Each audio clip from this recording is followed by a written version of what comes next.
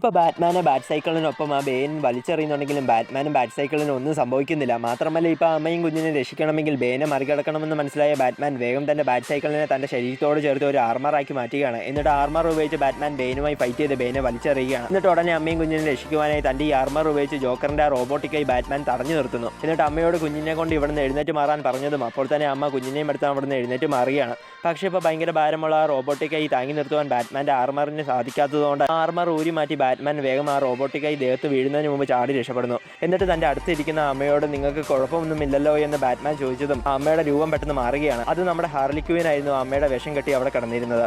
എന്നിട്ടിപ്പോൾ Harley Queen തൻ്റെ വലിയ ചുറ്റിക കൊണ്ട് ബാറ്റ്മാനിട്ട് ആഞ്ഞൊരു അടി കൊടുത്തതും എഴുന്നേൽക്കാൻ പോലും പറ്റാതെ ബാറ്റ്മാൻ വയ്യാതെയാകുകയാണ്. അപ്പോൾ തന്നെ ജോക്കർ അവിടെ വന്നിട്ട് ഇതുപോലെയുള്ള സന്ദർഭങ്ങളിൽ പാവങ്ങളെ രക്ഷിക്കാതെ എന്നെപ്പോലെയുള്ള ക്രിമിനൽസിനെ നീ പിടിക്കാൻ നോക്കിയാൽ എൻ്റെ ശരീരത്തിന് മുറിവും ചതവും ഒന്നും ഉണ്ടാകില്ല എന്ന് ജോക്കർ ബാറ്റ്മാനോട് പറഞ്ഞതും എനിക്ക് അതിലൊരു സങ്കടവുമില്ല എന്ന് ബാറ്റ്മാൻ ജോക്കറിനോട് പറയുകയാണ്.